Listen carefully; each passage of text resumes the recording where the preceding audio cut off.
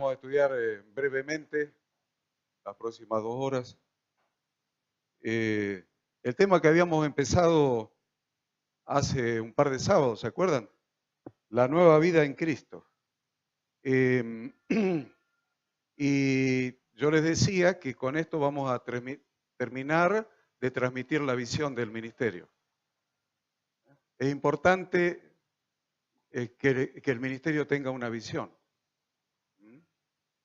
Porque Habacuc 2.2 dice que debemos escribir la visión, escribe la visión en tablas, para el que la viere corra hacia ella. Entonces tenemos que tener muy claro cuál es la visión. Ahora no podemos establecer una visión del ministerio si no es fundada en la palabra de Dios. Tenemos que tener una visión fundada en la palabra de Dios. Acuérdense siempre de eso. La visión siempre tiene que estar fundada en la palabra de Dios. No puede ser una visión humana, organizacional, traída por ahí del mundo de la empresa o de cualquier otro lado. Tiene que ser una visión fundada en la palabra de Dios y, por supuesto, cada ministerio puede tener una visión diferente. Hay ministerios que tienen una visión orientada hacia el ministerio carcelario, hay ministerios que tienen una visión orientada hacia el ministerio hospitalario, hay otra gente que tiene una visión orientada hacia la recuperación de adictos, hay otros que tienen una visión enfocada a los niños. Yo fui a predicar una vez a una iglesia en Buenos Aires que me invitaron a predicar y cerca de Seiza. Y cuando llegamos ahí, la única adulta era la pastora y nosotros. El resto era una congregación completa, pero completa de niños. Y me sorprendí porque en determinado momento la pastora dice, bueno, demuéstrenle al pastor invitado a ver quién quiere recitar un salmo. Y uno decía, yo el salmo que 90. Y se levantaba un chiquito y te recitaba todo el salmo 90 de memoria.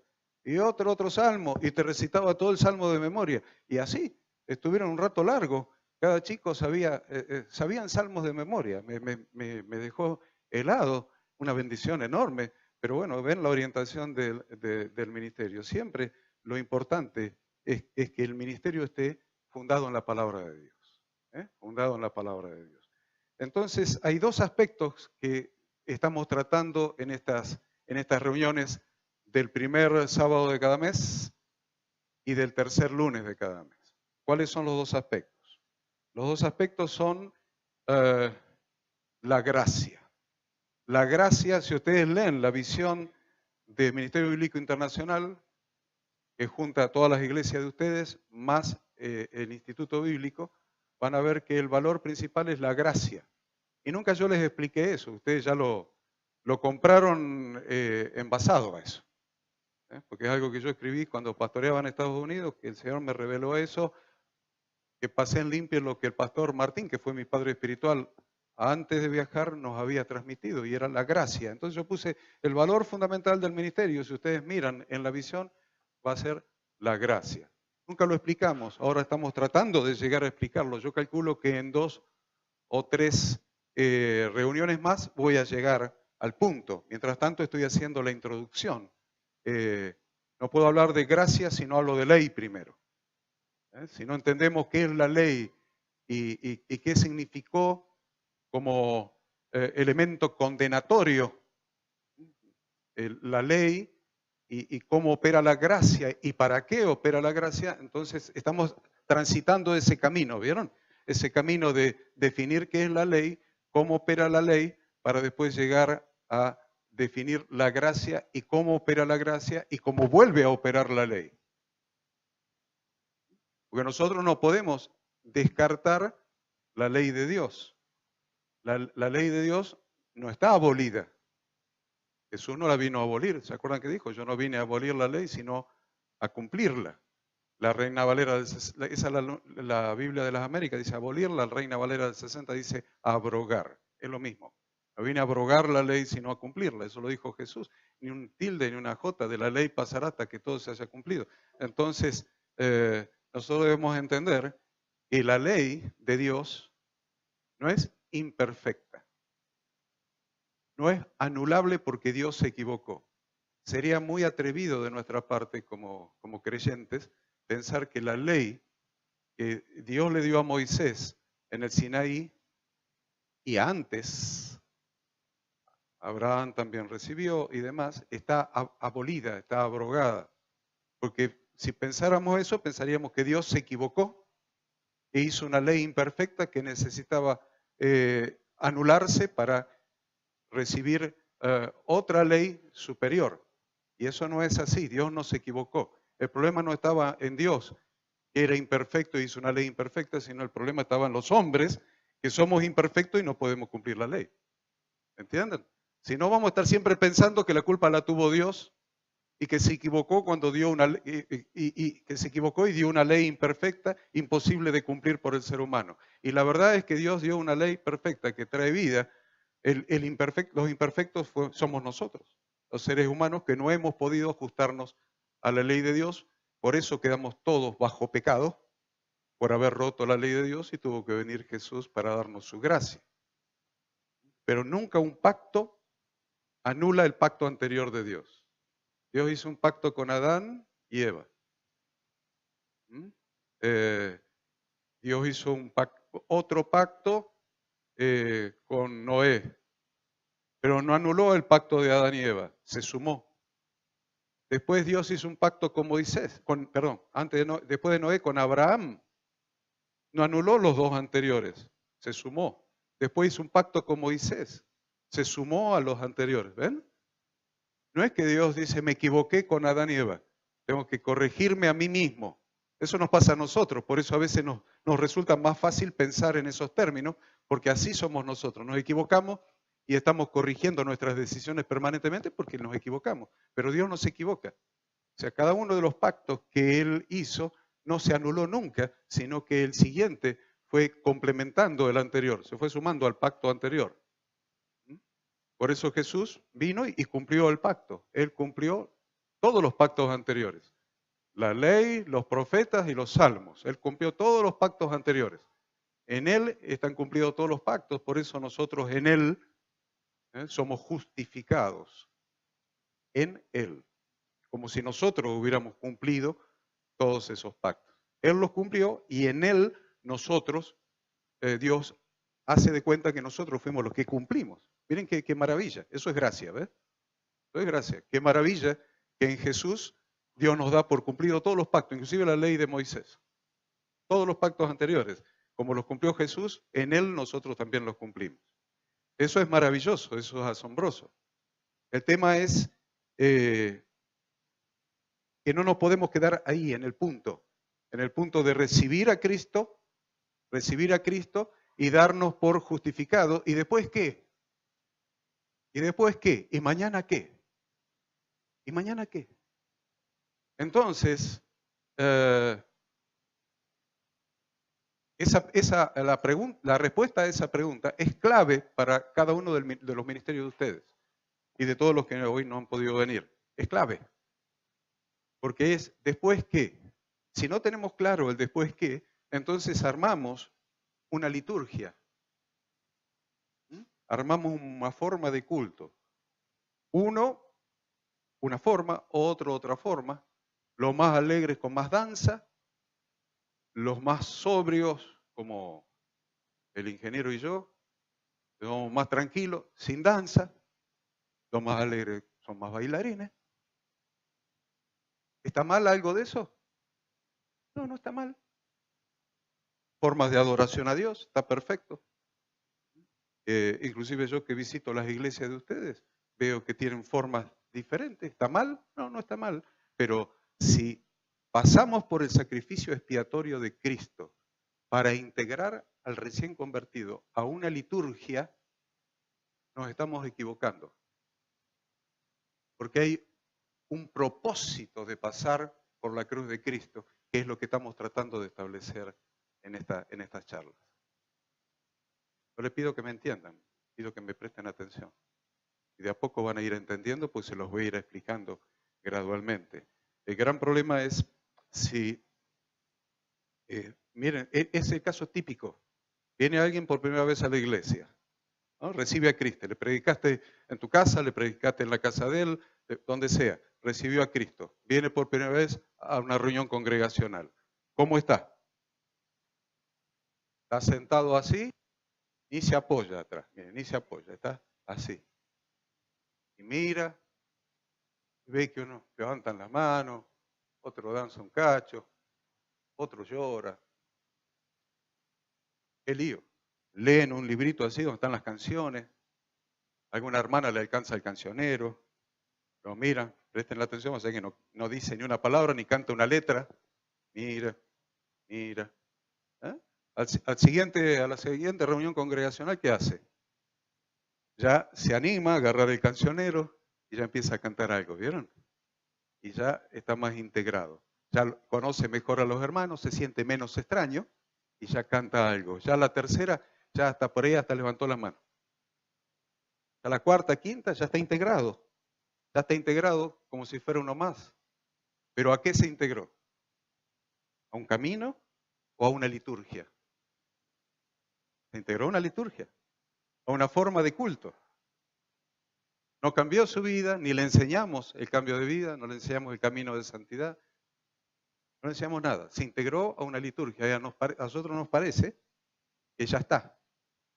Con que se congregue todos los domingos y venga y practique eso, ¿no? Ponga su ofrenda, sus diezmos, practique todo lo que tiene que practicar, ya está salvo y está en santidad. Y no es así.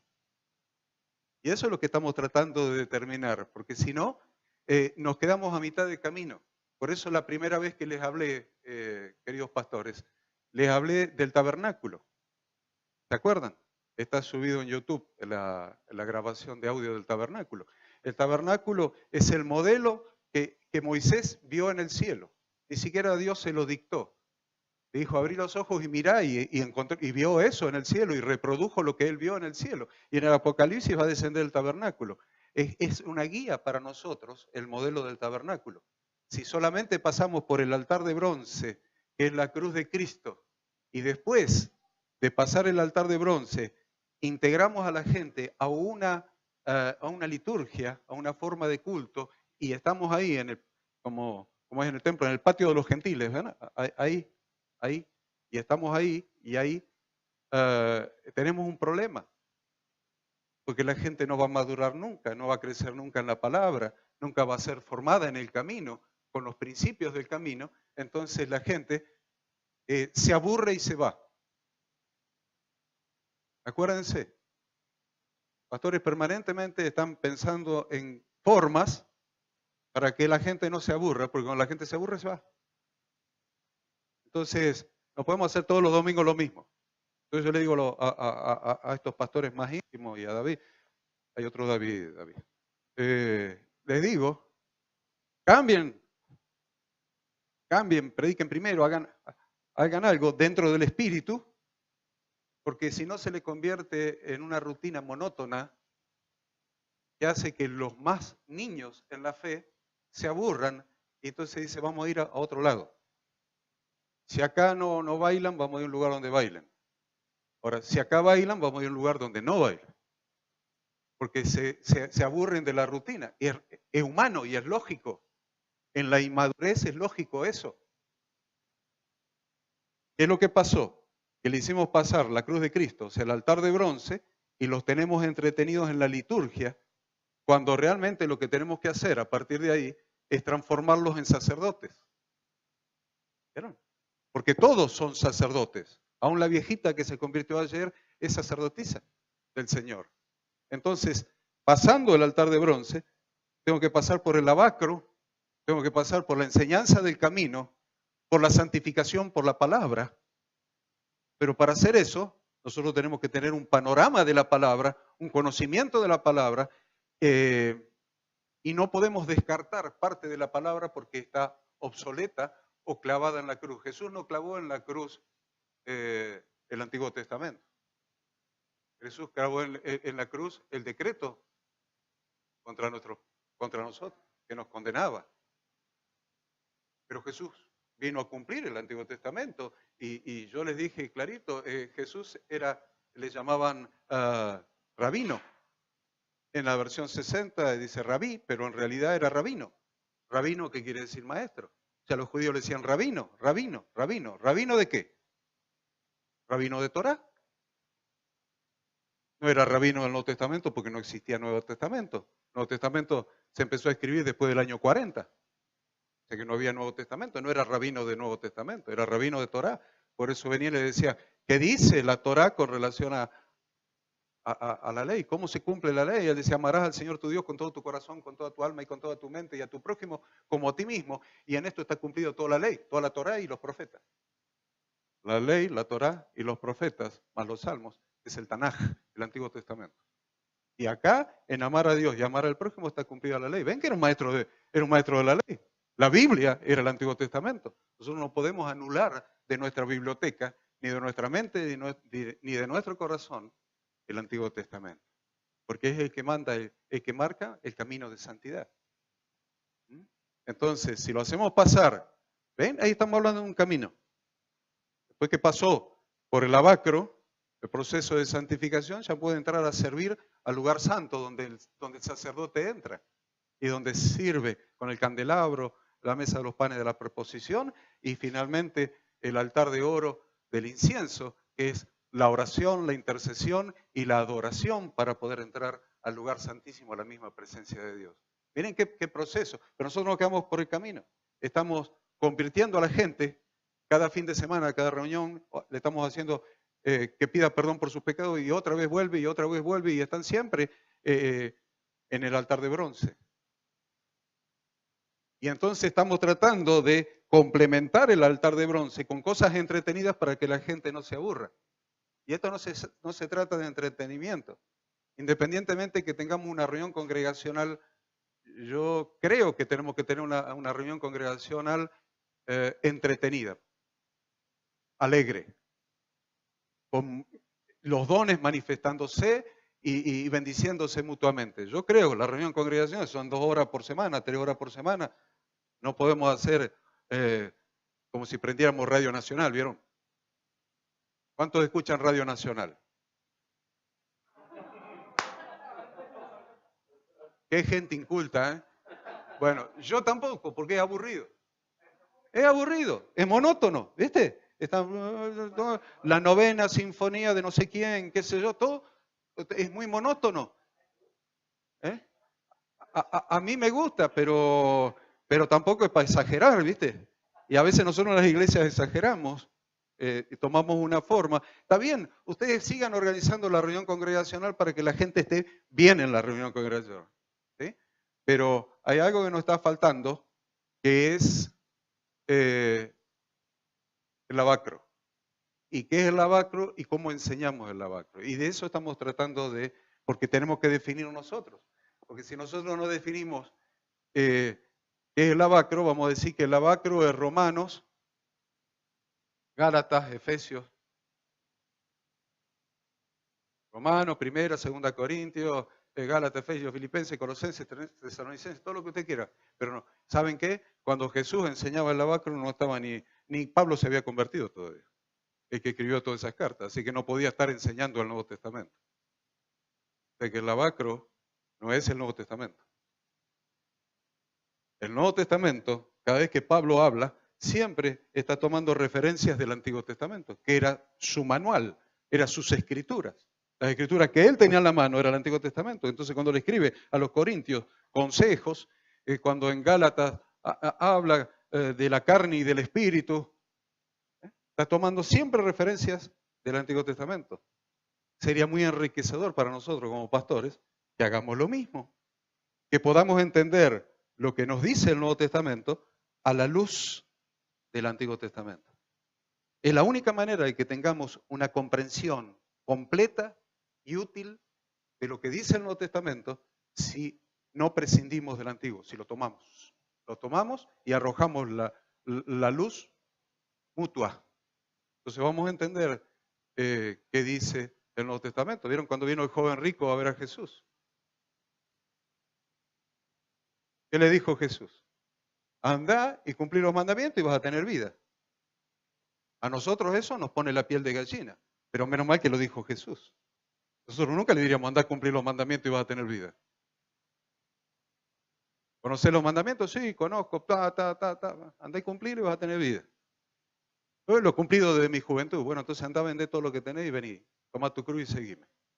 Al joven rico. Entonces, ¿qué le dijo? Que cumpla los mandamientos y va a tener vida. Pues los mandamientos están para vida.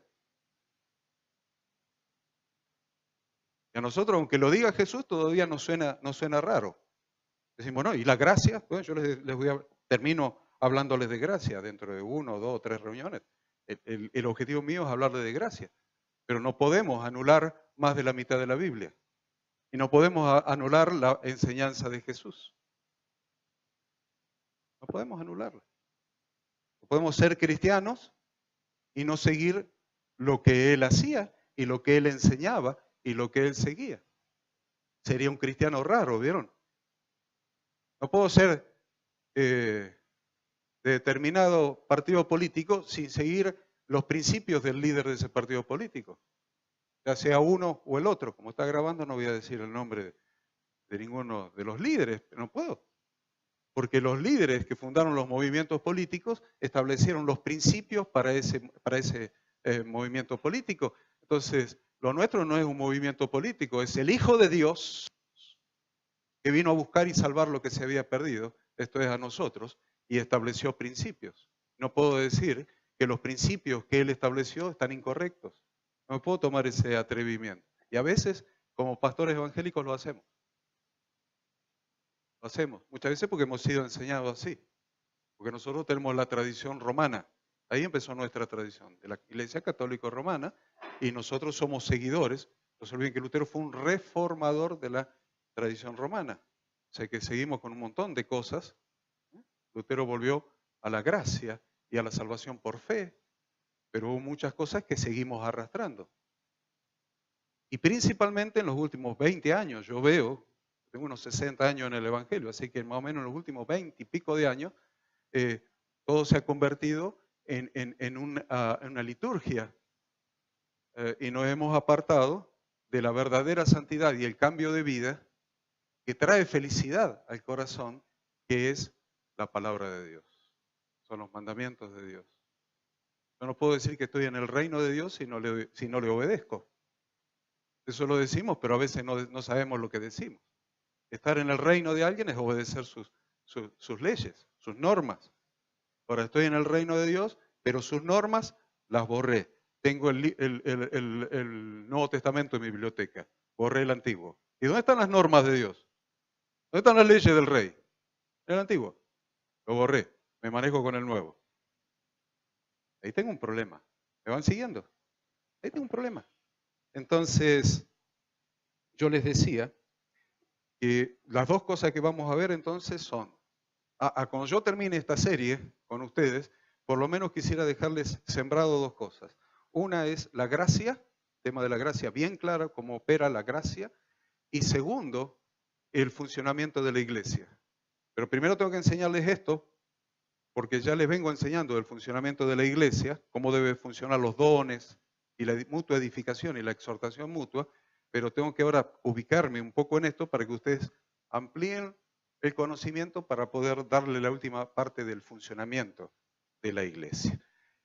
También habíamos dicho que el gran problema que nos ha traído a esta confusión es la traducción de la Biblia al griego. Perdón, lo voy a decir de otra manera. La traducción del Antiguo Testamento, que era la escritura que tenía Jesús. La traducción del Antiguo Testamento al griego es lo que nos trajo a este nivel de confusión. Porque traducir la palabra que se usaba en hebreo al griego se tradujo como nomos, N-O-M-O-S, nomos. Nomos es la palabra griega de la que deriva la palabra ley, norma, norma principalmente, ley. Y es la palabra que está traducida en nuestras Biblias como ley, tanto en Romanos 3 y siguientes, Gálatas, mismo en Santiago. La palabra que está en los evangelios, la palabra que está traducida como ley a nuestras Biblias en castellano, es una traducción de la palabra nomos en griego. Pero la palabra nomos en griego, decíamos, es un problema para nosotros. ¿Por qué es un problema para nosotros?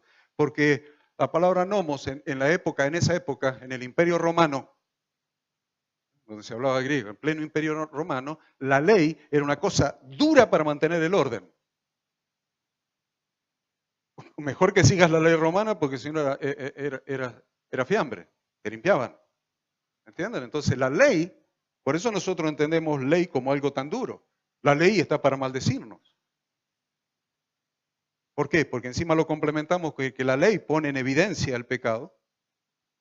Entonces está para maldecirnos. Caemos todos bajo la maldición de la ley. Es cierto, hay Biblia para todo eso, ya lo vamos a estudiar. Pero la verdad es que Dios no dio la ley para eso. Dios dio la ley como norma de vida para bendecirnos, para bendecir a su pueblo. No a nosotros, que somos gentiles, sino a su pueblo. Dio la ley como norma de vida para bendecirnos. Y acuérdense que lo que está traducido al Nuevo Testamento como nomos, en el Antiguo Testamento la palabra en hebreo es Torah. Torah. Ahora, nomos, ley, en el Nuevo Testamento quiere decir la ley romana, pero en el Antiguo Testamento la palabra Torah no quiere decir ley. Yo les hice en la vez anterior el análisis, el recorrido etimológico hacia atrás de cómo fue evolucionando la palabra de Torah, y la Torah tiene que ver con un blanco, ¿no? Tiene que ver con un blanco. ¿Vieron el blanco que arranca así, tac, tac, tac, tac, tac, tac, con círculos concéntricos, y agarrar el arco y la flecha y apuntar y dar en el centro del blanco? Entonces, la palabra Torah quiere decir instruir a alguien para que dé en el blanco. Acuérdense entonces, la palabra Torah en hebreo quiere decir instruir a alguien para que dé en el blanco. ¿Con qué? Con su vida. No con el arco y la flecha, con su vida. Entonces, ¿qué es la ley? El nomos, la Torah, lo que se traduce como mal, porque la palabra no es muy feliz. Pero sí la palabra Torah nos da el verdadero significado. ¿Qué es Torah? Torah es la instrucción de Dios para que la vida de cada uno de los integrantes de su pueblo y del pueblo en conjunto dé en el blanco, y el blanco adecuado para cualquier vida es el éxito, es la bendición, es la prosperidad. Entonces, cuando ustedes vean todo el Antiguo Testamento, la consecuencia de respetar la ley de Dios era prosperidad. Si no, miren en Josué. Entonces, aparte, nunca de tu boca las palabras de esta ley. ¿Para qué? Para que tengas éxito en todo, para que seas prosperado en todo. ¿Ven? Entonces, se nos cambia. Yo quiero cambiarles a ustedes la perspectiva del análisis, de la interpretación de lo que son las Escrituras, para que ustedes nos digan, no quiero abrir Levítico porque es la ley. No quiero ver Deuteronomio porque es la ley. No quiero Números porque es la ley. Disfruten de los consejos que Dios da, porque la ley, la Torah, es una instrucción para que nuestra vida alcance la mayor realización, el mayor éxito y las mayores bendiciones. Así la pensó Dios. Y así la dio a través de Moisés, pensando en eso. De Moisés, de Josué, después de Abraham, de Isaac. Hay promesas por todos lados, y entre todo eso forma la Torá, el Pentateuco, los primeros 5 libros de la Biblia. Entonces, nosotros tenemos la responsabilidad como pastores, no solamente de llevar a las personas a Cristo para que reciban a Cristo en su corazón y sus pecados sean borrados, sino que tenemos otra responsabilidad más, y es que Cristo sea formado en ellos. Hijitos, por quienes vuelvo a sufrir dolor de parto hasta que Cristo sea formado en vosotros.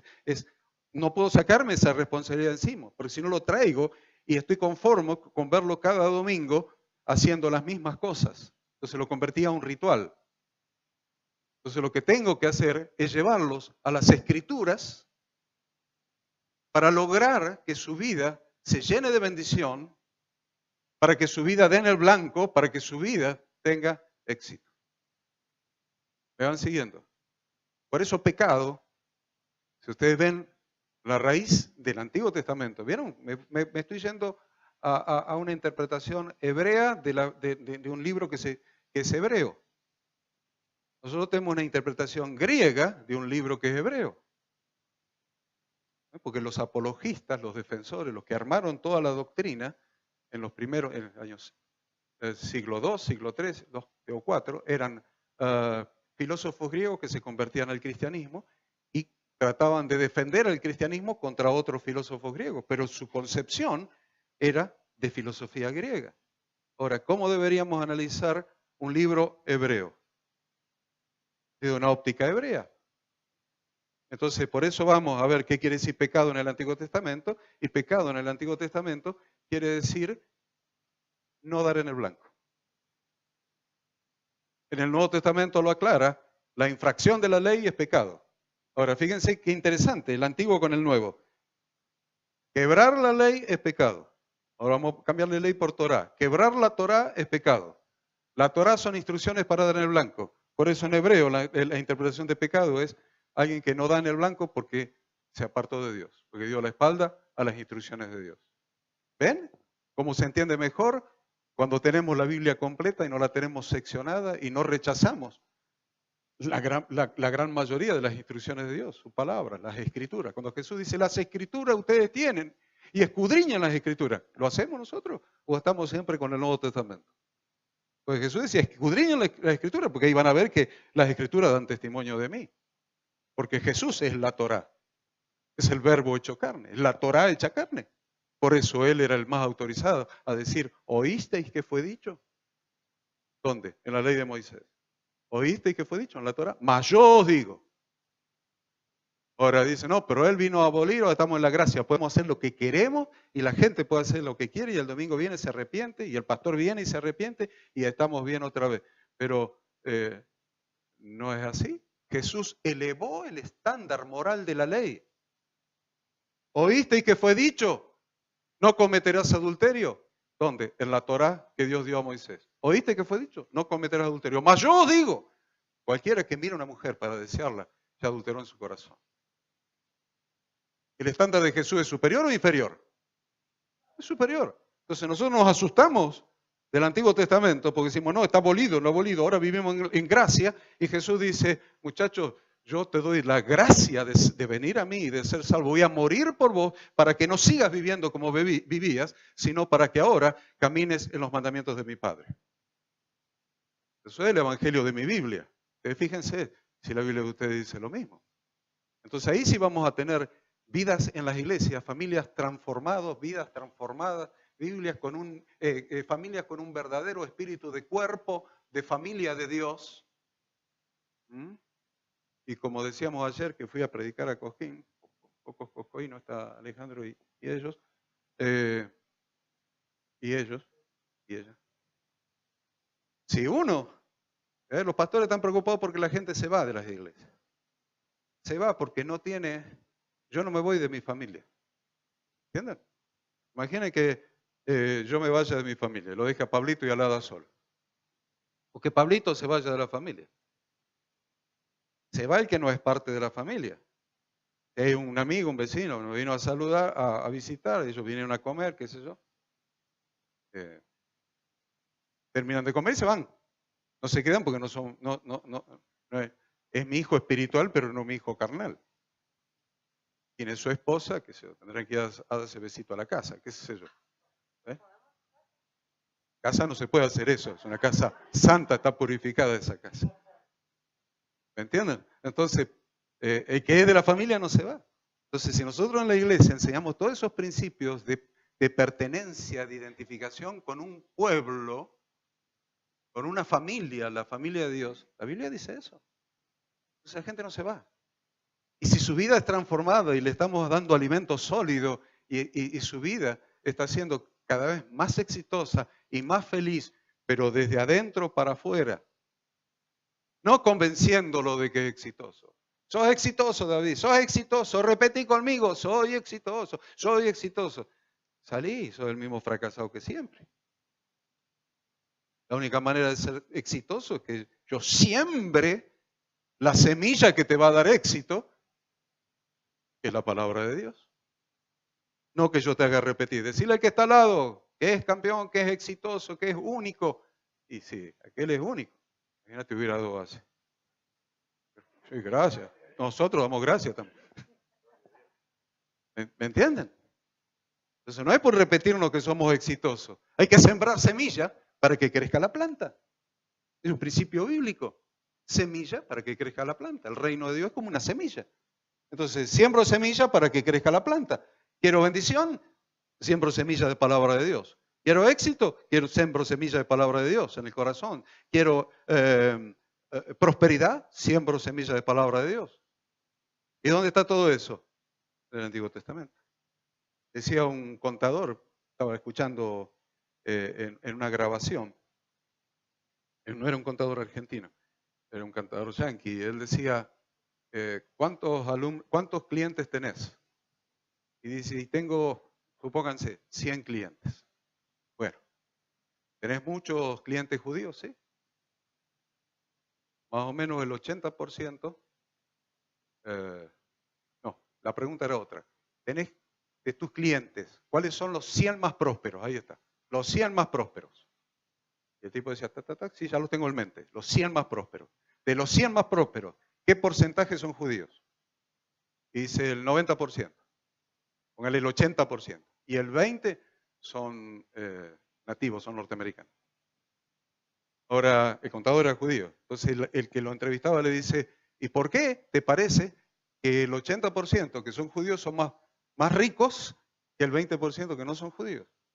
Porque nosotros tenemos la ley que nos hace prosperar y ellos son cristianos, han rechazado la ley que los podría hacer prosperar.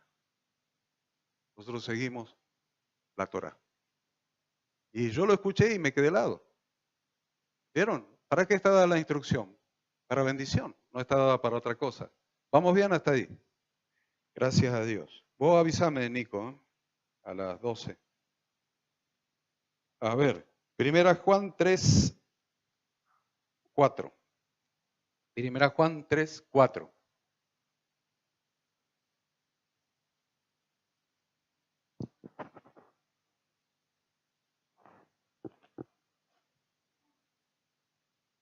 Todo el que practica el pecado, practica.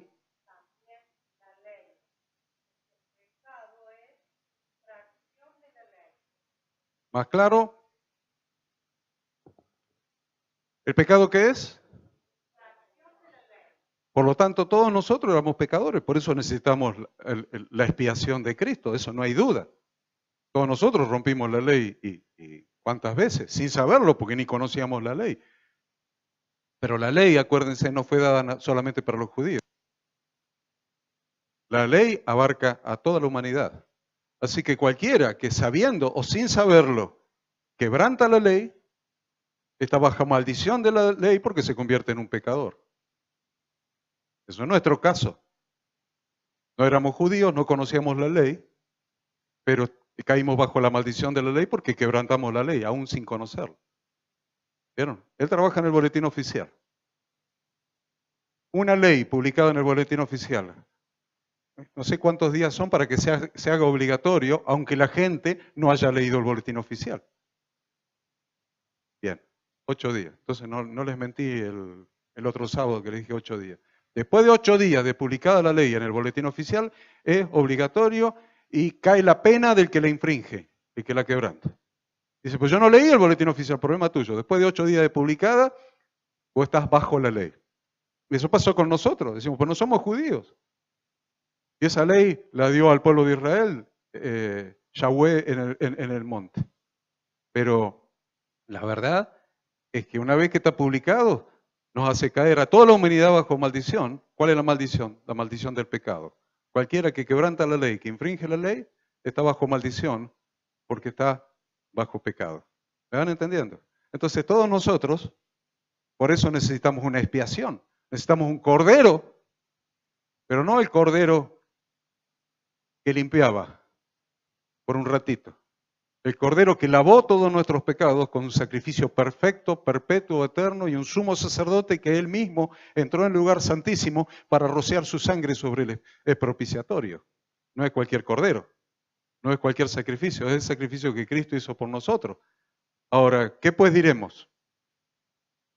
¿Perseveraremos en la infracción de la ley? En el pecado, dice, ¿no? Para que la gracia abunde. De ninguna manera. ¿Qué quiere decir eso? Vamos a traducirlo, ahora que vamos entendiendo. ¿Qué pues diremos? ¿Perseveraremos en la infracción a la ley? El pecado.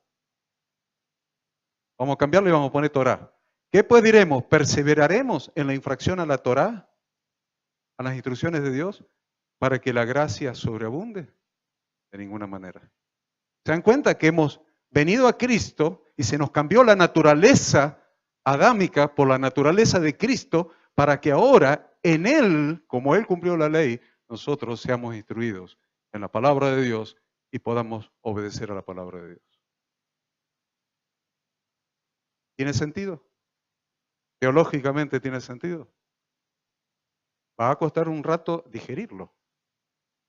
Por eso me voy a dedicar por lo menos 2 días más. El primer sábado voy a seguir sobre el tema y el tercer miércoles del mes que viene también voy a seguir con el tema para que nos vayamos acostumbrando a este nuevo concepto, que es el más viejo. No es nuevo, ¿no? Es el concepto de la Biblia, tiene más de 2000 años, pero nosotros no lo teníamos tan en cuenta, ¿no? ¿O sí? Bueno, si alguno de ustedes lo tenían en cuenta, nos sacó ventaja, mire. Marcos 7.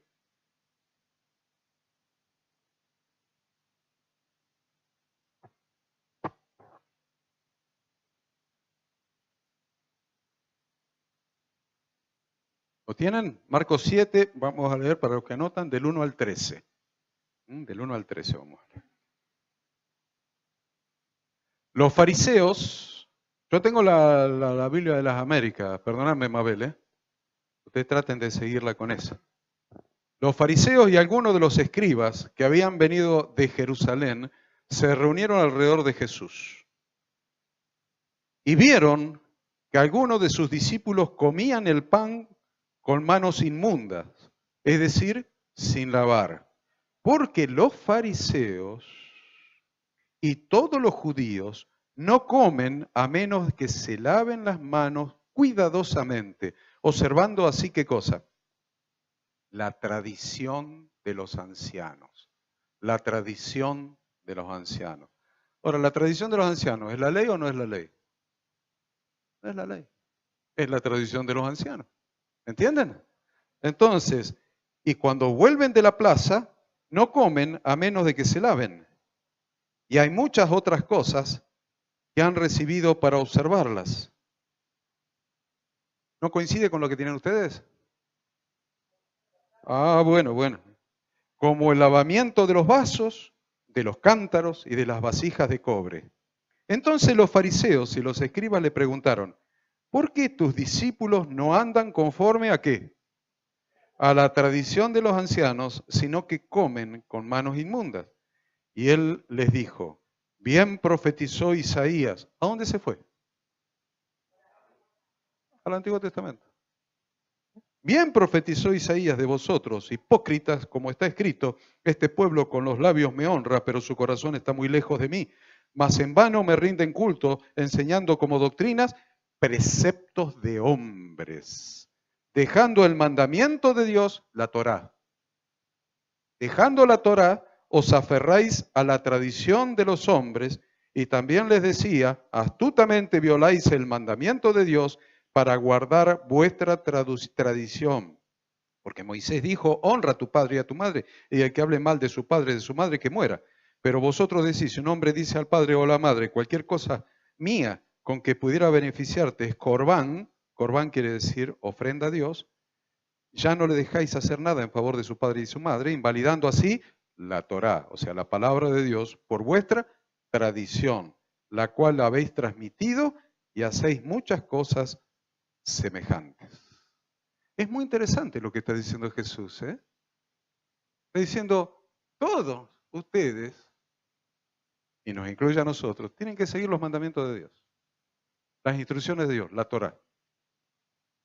¿Cuál es el problema? Miren, el problema es que toda la Torá tiene 613 mandamientos. Claro, toda la Torá, 613 mandamientos. Y la tradición de los ancianos, 6.000 mandamientos más. 6.000. O sea que el mandamiento de Dios tenía 613, la Torá. La instrucción para vida, la instrucción para bendición. Y los ancianos, ¿qué hicieron? Los rabinos, a lo largo de la historia de Israel, le fueron agregando.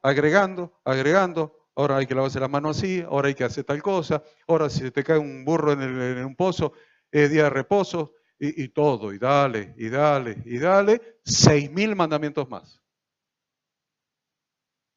A eso es a lo que se oponía Jesús, no a la palabra de su Padre. No tiene sentido que Jesús se opusiera a la palabra de su Padre, ¿se dan cuenta? Se podía poner a la Torá, si era la palabra de su Padre. A lo que se estaba oponiendo era la tradición de los ancianos, a los 6.000 mandamientos que los ancianos habían agregado a las instrucciones para vida que Dios había dado. Por eso Colosenses 2.8 les va a decir, mirá que nadie os engañe por medio de filosofías y huecas sutilezas, según las tradiciones de los hombres. A ver, Mabel, que si vos lo encontrás, lémelo en la versión esa, que parece más castellana para los pastores. Los pastores están acostumbrados a la Reina Valera del 60 y les veo la cara de desorientación cuando les leo otra versión, ¿ves?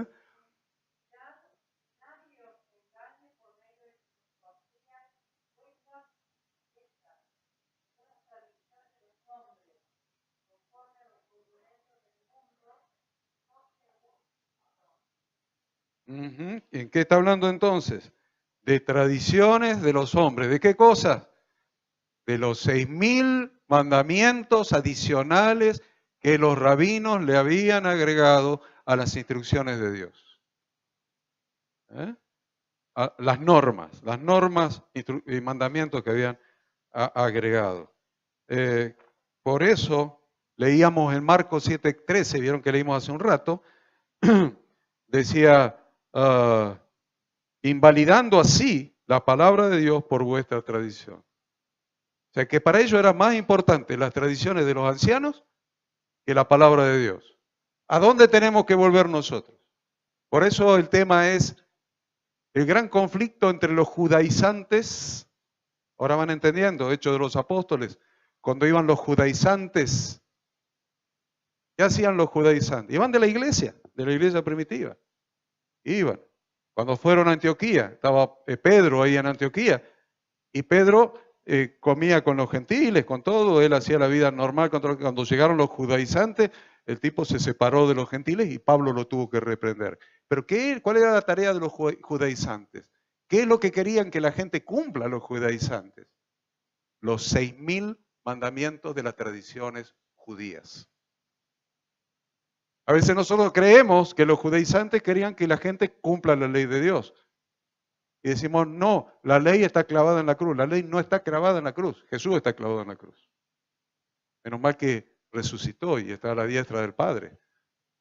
Y por Él resucitamos nosotros.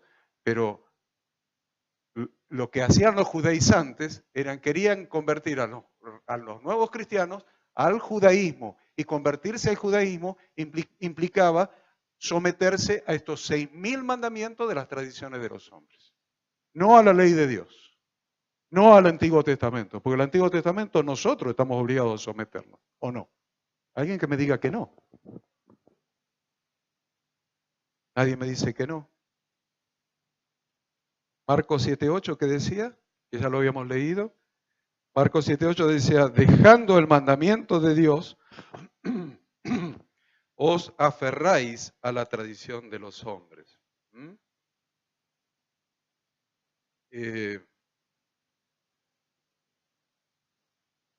¿Por qué los judaizantes querían que la gente adopte los 6.000 mandamientos de la tradición de los hombres? Porque ellos creían en la justificación por las obras de la ley. Si haces todo esto, vas a acumular méritos para ser justificado ante Dios. Y la verdad es que de ninguna manera vamos a hacer mérito para acumular créditos para recibir la salvación. Ni cumpliendo los 613 mandamientos de la Torá, ni cumpliendo los 6.000 de las tradiciones de los hombres. No es por obras. La salvación siempre ha sido por fe. Desde el Antiguo Testamento, la salvación ha sido por fe. Abraham creyó a Dios y le fue contada por justicia y fue llamado amigo de Dios. La salvación siempre, en todo el Antiguo Testamento, siempre ha sido por fe. Habacuc no está en el Nuevo Testamento. Y Habacuc dice, mas el justo por la fe vivirá. La salvación siempre ha sido por fe. Ahora, si yo recibo a Cristo en mi corazón por fe, ¿para qué? ¿Para integrarme a una liturgia, a un ritual? ¿O para aprender el camino que debo transitar sobre la base de las instrucciones de Dios? A ese razonamiento los quiero llevar, para que ustedes se vayan y estén los próximos 15 días tratando de digerir esto. Diciendo en su corazón, pero este pastor se debe haber golpeado la cabeza. Eso se le patina el embrague. O se me aflojó algún cablecito y anda chisporroteando. Bueno, piensen todo eso mientras ustedes meditan en la palabra de Dios, porque lo mejor que puede hacer un siervo de Dios como ustedes es escudriñar las Escrituras y ver qué es lo que dicen las Escrituras y dejarse hablar por la palabra de Dios. No por las tradiciones de los hombres, porque otra vez estamos dejándonos hablar por tradiciones de hombres, ¿vieron? Otra vez. Y esa es la historia de la iglesia. Primero pasó con la iglesia católico romana y ahora pasa con la iglesia evangélica también. O sea, siempre tenemos una tendencia a desviarnos detrás de tradiciones de hombres. No solamente había pasado en la época de Jesús. Entonces, ¿qué tenemos que hacer? Escudriñar las Escrituras y dejarnos hablar por la palabra de Dios. Para ver si realmente hay algo de nuestro ministerio que no estemos haciendo para bendecir a las personas que Dios puso a nuestro cargo, para que realmente sus vidas den en el blanco y alcancen el objetivo. Lo del justo por la fe vivirá está en Habacuc 2:4, para que lo anoten los que anotan. O sea que no hay justificación por obras.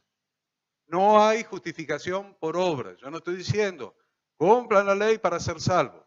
Estoy diciendo, éramos pecadores.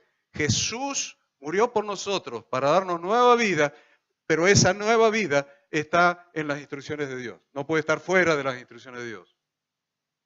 No podemos permanecer en quebrantar la ley para que la gracia sobreabunde. A ver, otro texto, Gálatas 5:4.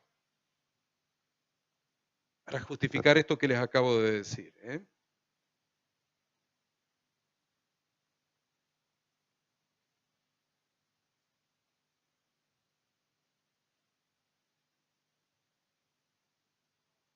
Ya termino, 20 minutos más y termino.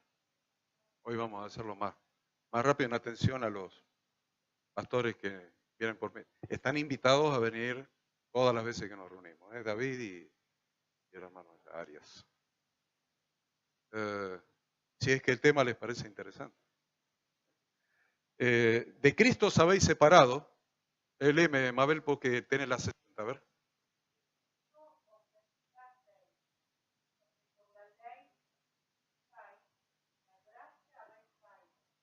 ¿Me dan cuenta lo que significa decir yo voy a cumplir la ley para justificarme?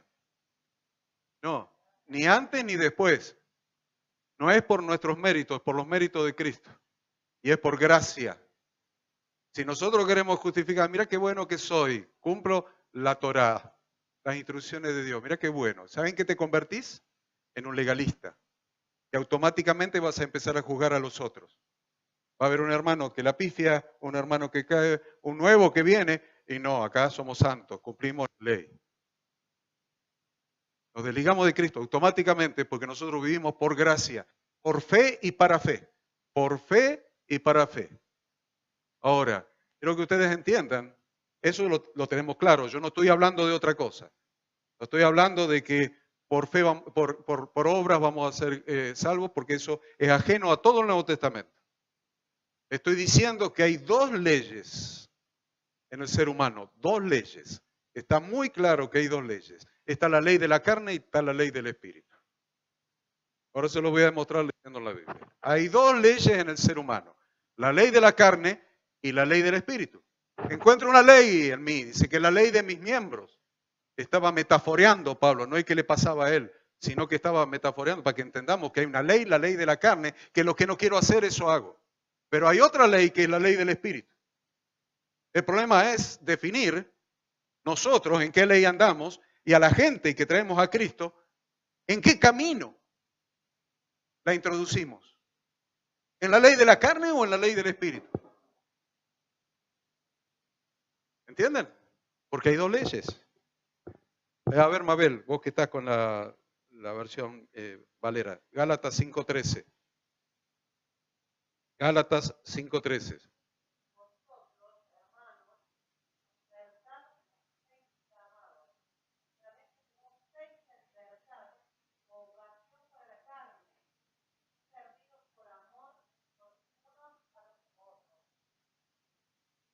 Seguí hasta el 22.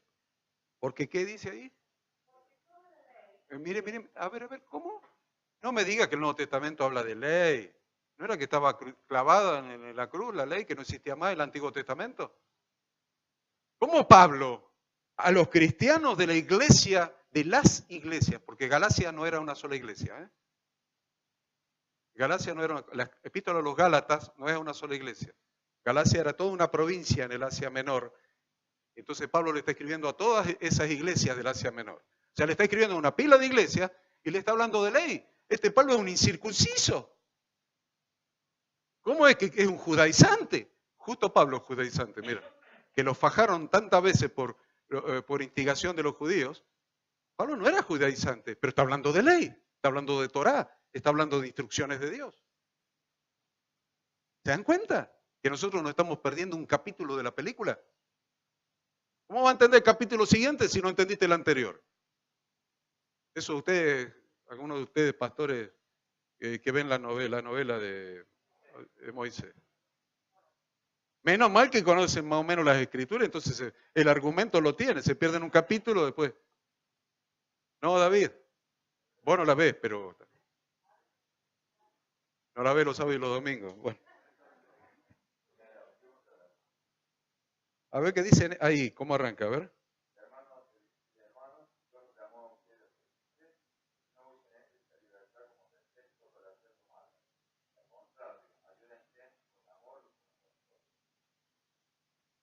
¿Cómo arranca? Nada más que cómo arranca el 14. Listo.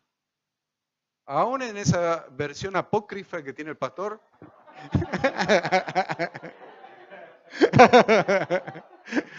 Aún esa versión dice la ley. No hay, no hay argumento en contra. Seguime leyendo entonces, Mabel, desde el 14 hasta el 22.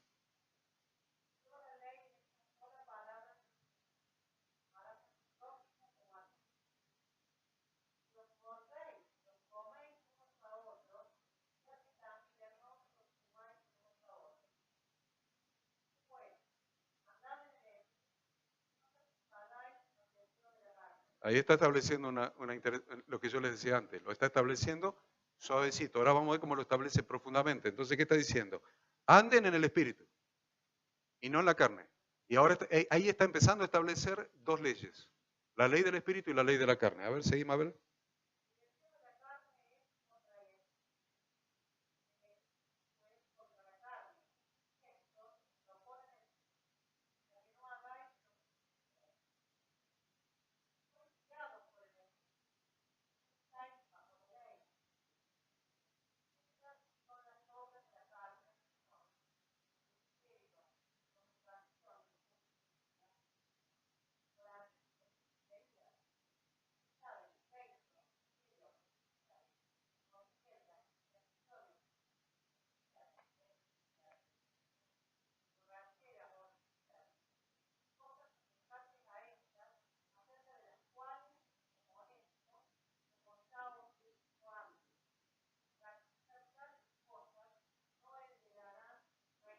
Ahora vamos a ir hasta el 22, hasta el 24, vamos a seguir. Pero, ¿vieron lo que dice ahí? Los que andan según la carne. ¿Eh? Por eso dice, andad en el Espíritu y no cumpláis los deseos de la carne. Hay dos leyes. Si yo ando en la carne, voy a practicar todo esto, pero ahí dice, los que practican tales cosas no heredarán el reino de Dios. Entonces tengamos cuidado lo que enseñamos. Porque a veces estamos diciéndole a la gente, peque, no hay drama que peque, porque Jesús perdonó sus pecados pasados, presentes, futuros, en la próxima reencarnación, cuando sean cucarachas, tienen todos los pecados perdonados. Uy, están grabando, ¿no? No existe la reencarnación. Listo. Fe de ratas. ¿Me entienden? ¿Me entienden lo que digo? Entonces, realmente no podemos vivir pecando, ¿sí? Porque creamos en Jesús o no creamos en Jesús, sí, dice ahí, practicamos el pecado, o sea, no estamos bajo la ley del Espíritu, ni andando en el Espíritu, sino bajo la ley de la carne, nos vamos al infierno de todos modos. Creas lo que creas. Es lo que está diciendo acá. Por eso tenemos que cuidar a nuestra gente. Somos pastores, tenemos almas bajo nuestra responsabilidad. Almas. Tenemos que llevar a esas personas a la santidad. Sacar a esas personas del pecado. Ya Jesús pagó el precio por sus pecados. Ahora enseñémosle a caminar conforme a las instrucciones de Dios. 22, 23 y 24, Mabel.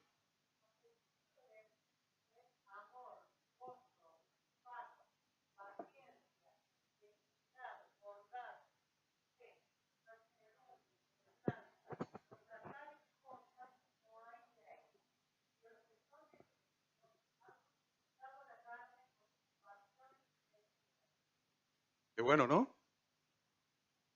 Contra tales cosas no hay ley. Mas el fruto del Espíritu es amor, gozo, paz, paciencia, bondad, benignidad, fe, mansedumbre, templanza. Contra tales cosas no hay ley. Quiere decir, esas cosas están de acuerdo a la ley. Si ustedes miran, para que lo tengan también, así les quedan las referencias bíblicas.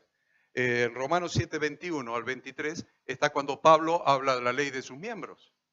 Romanos 7, 21 al 23.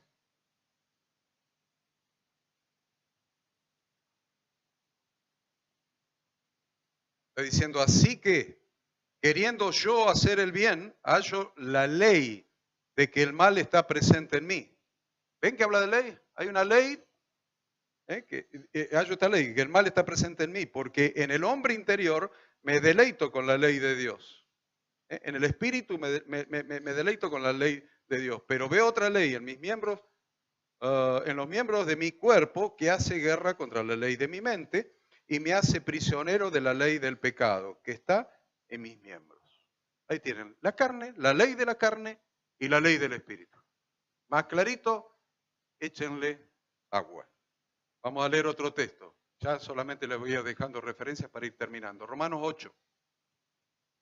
A ver, lee vos, porque cada vez que leo yo me miran con cara rara. Romanos 8 del 1 al 8. Mi versión es peor que la del pastor David.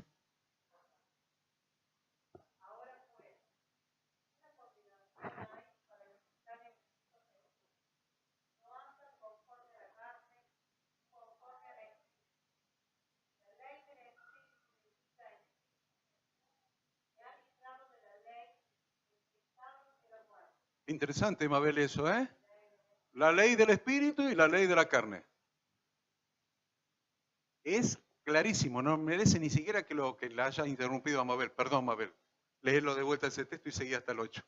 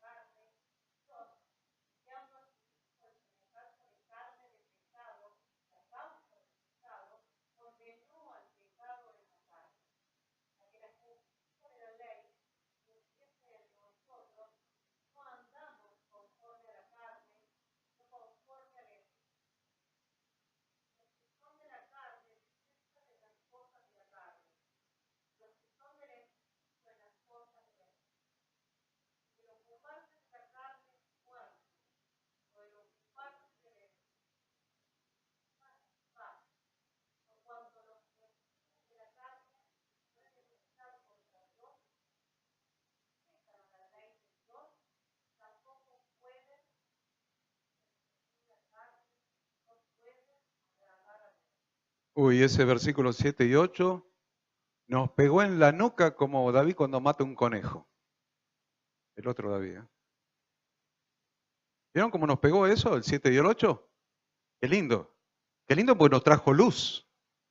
Dice en mi versión, ya que la mente puesta en la carne es enemiga de Dios, porque no se sujeta a la ley de Dios. No se sujeta a las instrucciones de... El que vive en la carne no se puede sujetar a las instrucciones de Dios. Entonces, ¿cómo puede decir estoy en el reino de Dios si no obedece al rey? Si un reino está formado por una cantidad de leyes que uno tiene que respetar si está en ese reino.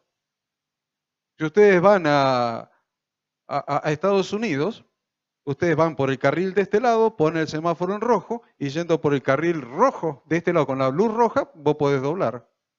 ¿Hay ningún problema? Porque en ese carril podés doblar en todas las esquinas. Y en determinados lugares hay un coso así y vos vas por aquel lado y podés hacer una U. Andá a hacer una U acá. Andá a doblar a la derecha con el semáforo en rojo. Son las leyes de ese país. Andá allá, lo puedes hacer. Venís acá, te tenés que ajustar a la ley de este reino. Vas a Paraguay, vas a ajustarte a a las leyes de Paraguay. Entonces, el reino de Dios, no puede haber un reino sin leyes. No puede haber. Si no es una anarquía. Entonces ahí está diciendo, 7 y 8, Mabel.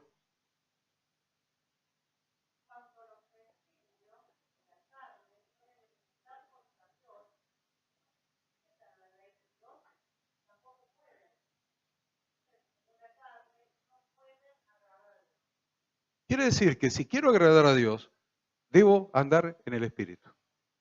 Y si ando en el Espíritu, las instrucciones de Dios no son carnales. ¿Sabían que las instrucciones de Dios no son carnales? A ver, Romanos 7:14, Mabel. Romanos 7:14. Se van a sorprender con ese texto.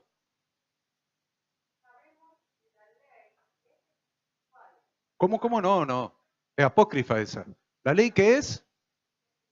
Ajá. ¿Pero yo?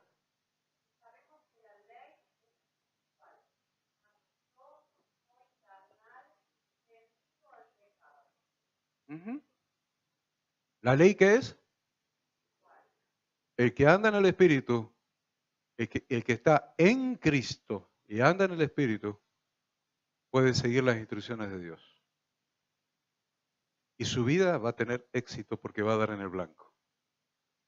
Va a ser próspero, va a ser bendecido. Miren cómo cómo definimos un poco la manera de ser próspero. ¿Vieron de tantas fórmulas que nos dicen a nosotros? Para ser próspero, hace esto, hace aquello, y lo andamos haciendo por allí. ¿Quieren ser prósperos? Sigan la ley de Dios que es espiritual, anden en el Espíritu. En Cristo podemos, sin Cristo seguimos siendo carne, pero en Cristo podemos seguir las instrucciones de Dios y dar en el blanco. Último texto, estás en Romanos, Mabel, 8 del 12 al 14.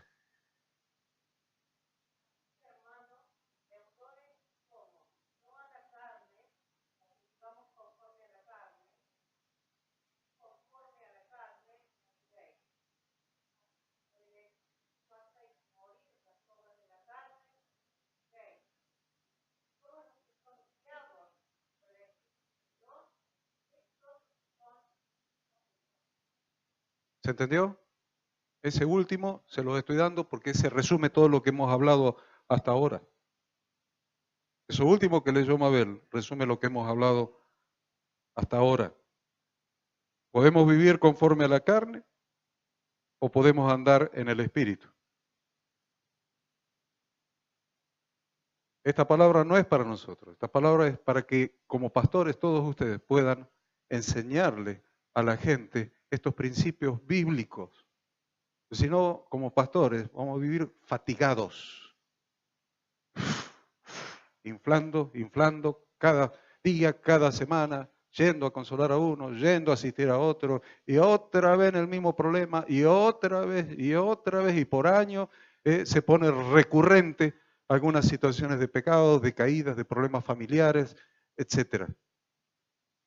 Entonces, hay algo que me parece que nosotros no hemos hecho profunda y correctamente, que es esto, enseñar el camino. El Evangelio es un camino y el camino se aprende. La salvación se recibe por fe, por gracia, esto no de nosotros, pues es don de Dios la fe, ¿ven?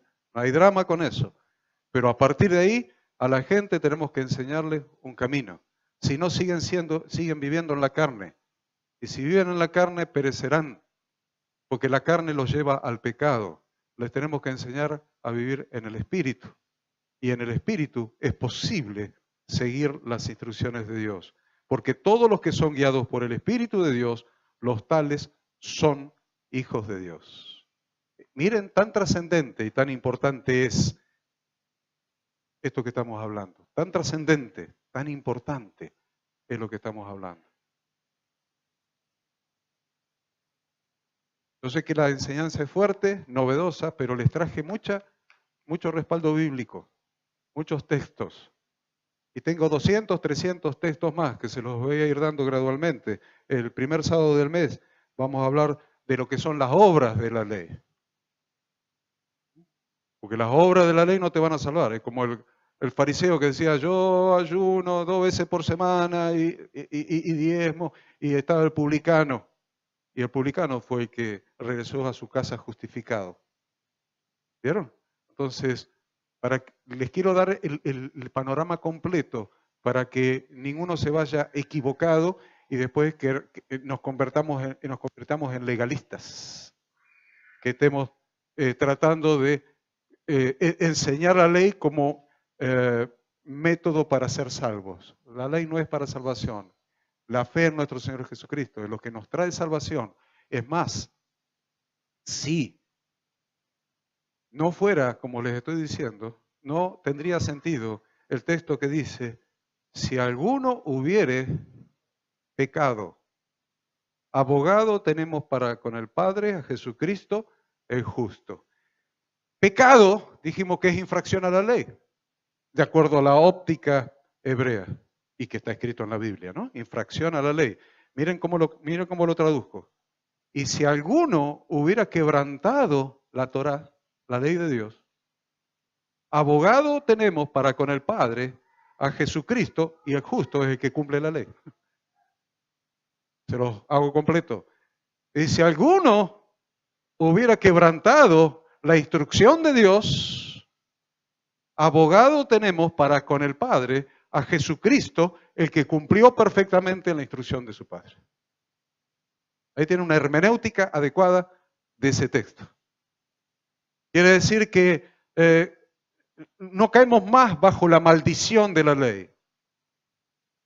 El que peca cae bajo la maldición de la ley. Nosotros nunca vamos a caer bajo la maldición de la ley. ¿Por qué? Porque aunque hubiéramos pecado, abogado tenemos para con el Padre a Jesucristo el justo, y eso es vivir en la gracia, por fe. En la gracia, por fe. ¿Entienden? O sea, no estamos enseñando el legalismo de que la ley nos va a justificar ante Dios. Estamos enseñando que la ley de Dios, el Antiguo Testamento, nos va a enseñar un camino de vida para que nuestra vida dé en el blanco, para que nuestra vida produzca el resultado para el que Dios nos salvó, nos redimió y nos hizo hijos suyos. Que nuestra vida tenga éxito, bendición y prosperidad y salud. Yo sé que muchos de ustedes leen Deuteronomio 28 y reclaman las promesas de Deuteronomio 28. Pero las promesas de Deuteronomio 28 son para aquellos que andan en las instrucciones de Dios, porque así empieza el capítulo. Entonces, ¿quieren bendición? Vamos a tener que empezar a formar a la gente para que reciba bendición. No son bendecidos, vienen a la iglesia, están peor. ¿Quieren que la gente sea bendecida?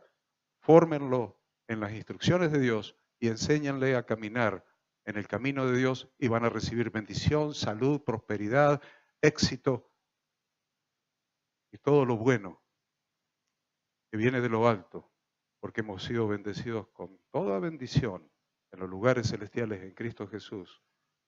Y si nuestra vida se alinea con el Espíritu de Él y nos alineamos con su instrucción, esas bendiciones con las que Él nos bendijo se van a hacer realidad en nuestras vidas. Dios los bendiga.